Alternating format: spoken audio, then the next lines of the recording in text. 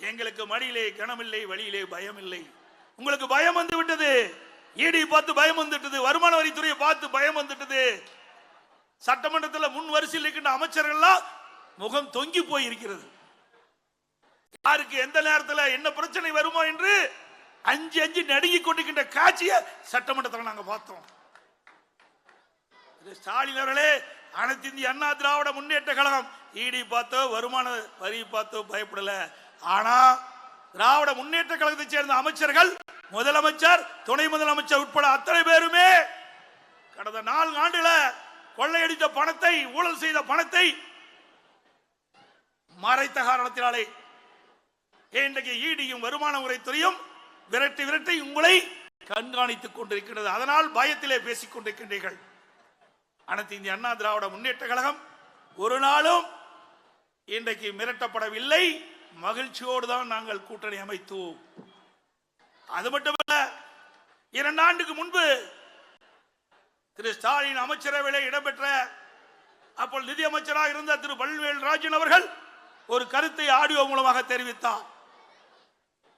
அது வலைதளங்களில் எல்லாம் வேகமாக பரவியது. அப்பொழுது அவர் குறிப்பிட்டது, திரு சபரீசன் அவர்களும் திரு உதயநிதி அவர்களும் சுமார் 30,000 கோடியை கையிலே வைத்துக் கொண்டு என்ன செய்வது என்று தடுமாறி கொண்டிருக்காங்க என்ற செய்தியை வெளியிட்டார். இதுவரைக்கும் முதலமைச்சரிடமிருந்து பதில் வரல. ஊழல் செய்த பணத்தை என்ன செய்வது என்று திகைத்துக் கொண்டிருக்கின்ற கட்சி தான் திமுக கட்சி.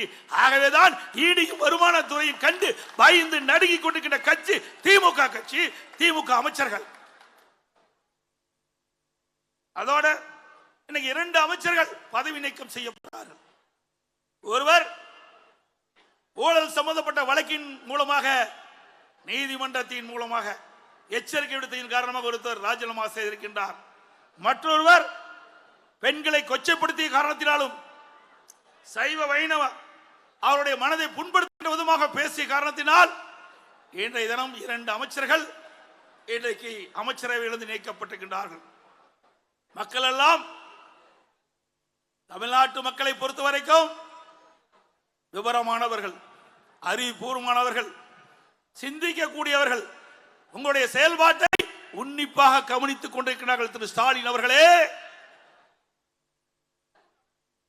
இன்னொன்றையும் சொல்லுகிறார். இன்றைய தினம் பத்திரிகை சுதந்திரம் பாரதிய ஜனதா ஆட்சியிலே வரி போய்விட்டது என்று பத்திரிகை சுதந்திரத்தை பற்றி இவரு பேசுறார். வெக்கக்கேடானது. அண்மையில் உங்களுக்கு தெரியும், யூடியூப்ல சவுக் சங்கர்னு ஒருத்தர் இருப்பார். அவருக்கு எப்படியெல்லாம் தொல்லை கொடுத்த அரசாங்கம் இந்த அரசாங்கம் என்பதை நாட்டு மக்கள் அறிவார்கள்.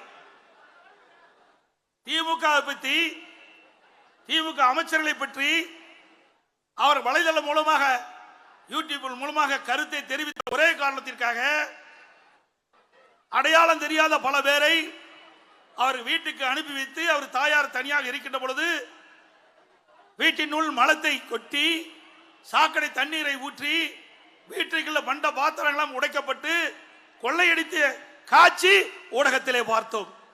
இப்படிப்பட்ட ஆட்சி, வெட்கக்கெட்ட ஆட்சி திமுக எல்லாம் பார்க்க முடியும். ஸ்டாலின் அவர்களே, நீங்க பத்திரிகை சுதந்திரத்தை பற்றி பேசுவதற்கு அருகதையே கிடையாது. இந்த முதலமைச்சருக்கு, ஒரு நாட்டுடைய முதலமைச்சர் மக்களை பாதுகாக்கக்கூடிய முதலமைச்சராக இருக்க வேண்டும். தன்னை பற்றி விமர்சனம் செய்வதற்காக, தன் கட்சியை பற்றி விமர்சனம் செய்வதற்காக இப்படிப்பட்ட இழிவான செயலில் ஈடுபட்ட முதலமைச்சர் நாட்டு மக்கள் மன்னிக்க மாட்டார்கள் என்பதை மட்டும் நேரத்தில் சுட்டிக்காட்ட கடைபட்டிருக்கின்றேன். இன்னொரு பக்கம், இன்னொரு பத்திரிகை, அண்ணா திமுகவில் இப்படி ஒரு கோஷ்டி, இன்னெல்லாம் இடமே இல்லை. பத்திரிகையாளர்களே, ஊடகர்களே, அனைத்து இந்திய அண்ணா திராவிட முன்னேற்ற கழகம் நேர்பாதையிலே சென்று கொண்டிருக்கின்றது. நாட்டு மக்களுக்கு என்ன செய்ய வேண்டும் என்பதை எண்ணி எண்ணி பார்த்து செயல்பட்டுக் கொண்டிருக்கின்ற ஒரே இயக்கம் அண்ணா திமுக இயக்கம். செய்திகளை உடனுக்குடன் தெரிந்து கொள்ள உடனே சப்ஸ்கிரைப் பண்ணுங்க.